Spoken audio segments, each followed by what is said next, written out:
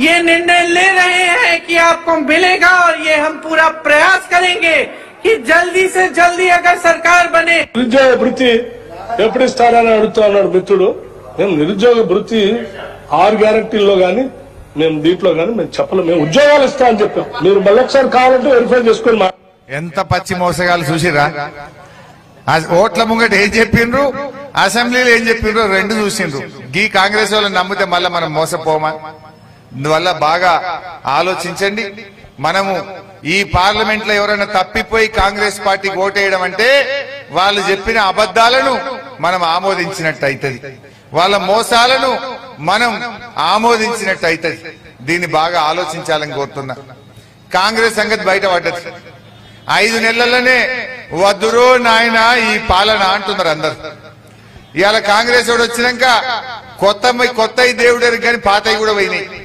Current రోజుకు 4 సార్లు trip అవుతున్నది. మంచినీళ్లు మున్పటి లెక్క కొత్తలేవు. దవాఖాన పోతే కేసీఆర్ కిట్ బంద్ అయింది. ముసలోళ్ళకి మున్పటి లెక్క పింఛన్ వస్తలేదు. ఆడవిళ్ళ పెళ్లి పెడితే 1,00,000 రూపాయలు లేదు. తులం బంగారం బంద్ అయిపోయింది. పాతవి కూడా పోయినాయి కాంగ్రెస్ వాళ్ళే.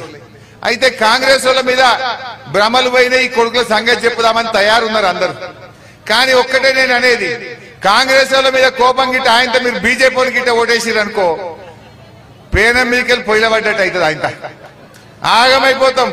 తస్మాత్ జాగ్రత్త అని చెప్పి మనవి చేస్తా ఉన్నా. ఆ బీజేపీ వాళ్ళు ఏం చేసింది చెల్లె ఏమనంటే దేవుని పేరు చెప్తారు. పొద్దుగాలేసి మనం దేవుని మొక్కమా? అందరం మొక్కుతాం. నేను కూడా పొద్దుగాలేస్తే రోజు దేవునికి పూజ చేసి హనుమాన్ చాలీసా చదివినాకనే ఇంటికెళ్ళి బయటకు వస్తా. చదువుమంటే గడగడ చదువుతా. నేను కూడా హనుమాన్ చాలీసా నోటికి చదువుతా నేను. ఇక వాళ్ళే మొక్కినట్టు దేవుని పేరు చెప్పి ఓట్లు అడుగుతున్నారు బీజేపీ వాళ్ళు. ఏమన్నా చేసిండ్రా బీజేపీ వాళ్ళు? 10 ఏళ్లు ఢిల్లీలో బీజేపీ గవర్నమెంట్ ఉంటే ఏమన్నా ఒక్కటన్నా గరీబోళ్ళకి చేసిండ్రా చెల్లె? చేసిండ్రా తమ్మి? చేసిండ్రు కొన్ని చేసిండ్రు. 350 సిలిండర్ 1000 రూపాయలు అయితే చేసిండ్రా బీజేపీ వాళ్ళు? చేయలేదా? 60 రూపాయల పెట్రోల్ డీజిల్ ని 100 రూపాయలు అయితే చేసిండ్రా బీజేపీ వాళ్ళు? జిఎస్టీ పెట్టి పాల మీద, పెరుగు మీద, ఉప్పు మీద, పప్పు మీద, మంచి నూనె మీద జిఎస్టీ పెట్టి ధరలు మాత్రం పెంచిండ్రయ్యా బీజేపీ వాళ్ళు. పెంచలేదా ధరలు? ఆకాశాన్ని అంటే గరీబోడు బతకకుండా ధరలు పెంచింది బీజేపీ పార్టీ. ఆ బీజేపీకి ఎందుకు ఓటేయాలి? మన తెలంగాణకు మెడికల్ కాలేజ్ ఇచ్చిండ్రా, ఒక నర్సింగ్ కాలేజ్ ఇచ్చిండ్రా, ఒక నవోదయ కాలేజ్ అడిగితే ఇచ్చిండ్రా? మొండి చేయి చూపించింది తప్ప తెలంగాణకు ఏమీ చేయలే మన బీజేపీ పార్టీ. అందువల్ల ఈ బీజేపీకి కూడా మనం నమ్మద్దు. ఆ బీజేపీ ఆయన పోటీ చేస్తుండు రఘునందన్ అని.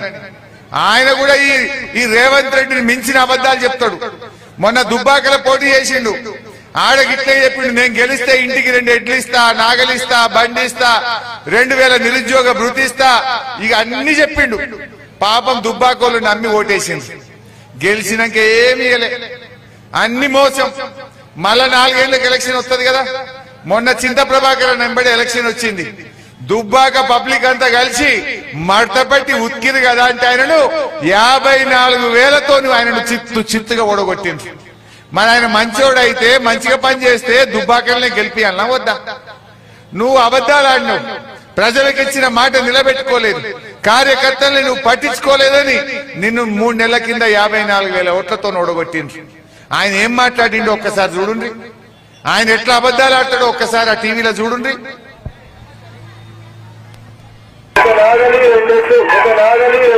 ఖచ్చితంగా ప్రతి రైతు కుటుంబానికి భారతీయ జనతా పార్టీ ప్రతి నిరుద్యోగికి ప్రతి నెల 2,000 రూపాయలు వ్యక్తిగతంగా గెలిచిన మరుక్షణం నుంచే ఇంప్లిమెంట్ చేసేటువంటి కార్యక్రమానికి మన దగ్గర ఒక స్పష్టమైనటువంటి ప్రణాళిక ఉందని చెప్పి మీకు అందరికీ కూడా తెలియజేస్తున్నారు.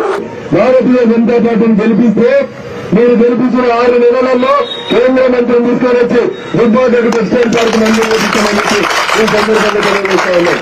పైసలు వచ్చి గెలిచినా, డబ్బు పని చేసి గెలిచినా, తలవాళ్ళు కొట్టి గెలిచినా, మర్డర్ చేసి గెలిచినా, మర్డర్ చేస్తాన్ని భయపట్టి ఉత్తేజించుకున్నా, ఏమి చేసినా జో జీతో ఒయీ సికందర్. గెలిస్తేనే మనం అందరం తెల్లగా ఉంటాం, తలకాయ ఎత్తుకుంటాం. భార్యల్ని భర్తల్ని భార్యలు నమ్మకుండా చేయాలి. అట్లా విడదీసి ఓట్లు వేయించేటువంటి కార్యక్రమం మనం మొదలు పెట్టాలి. ఇందరా భార్యల్ని భర్తలు నమ్మకుండా చేయాలన్నట, భర్తల్ని భార్యలు నమ్మకుండా చేయాలన్నట. విడదీసి ఓట్లు వేయించుకోవాలట. గసంటోళ్ళకి ఓట్లేస్తారా చెల్లె మీరు? ఏం మాట్లాడండి విన్నారా? మర్డర్ చేసినా సరేనట, మర్డర్ చేస్తా అని భయపెట్టినా సరేనట, ఏమన్నా చేయి ఓట్లు వేసుకో. ఓ గదికి బీజేపీ అయిన సంగతి ఆయనకి వేద్దామా ఓట్లు?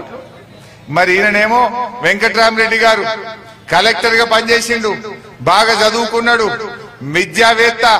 రేపు తన ట్రస్ట్ ద్వారా 100 కోట్ల రూపాయలు ఖర్చు పెట్టి మీ పిల్లల్ని చదివిస్తా అంటుండు, మీ పిల్లలకు ఉద్యోగాలు ఇప్పించడానికి తను సహకారం చేస్తా అంటుండు. రేపు ఎంపీగా ఢిల్లీ నుంచి నిధులు తెస్తా, ఐఏఎస్ అధికారిగా తనకుండే సంబంధాలను ఉపయోగించి ఈ ప్రాంత ప్రజలకు సేవ చేస్తా అని చెప్పి ఆయన ముందుకు వస్తా ఉన్నాడు. అందువల్ల మీరందరూ కూడా మొన్న చింత ప్రభాకరన్ ఎట్లయితే ఆశీర్వదించారో, మే 13వ తారీఖు నాడు కారు గుర్తుకు ఓటేసి మన వెంకట్రామరెడ్డి గారిని ఆశీర్వదించాలని చెప్పి నేను కోరుతా ఉన్నా. हमारे मुसलमान भाइयों बहनों, आप लोग भी सोचना चाहिए. यहाँ कांग्रेस पार्टी तो 3rd प्लेस में है.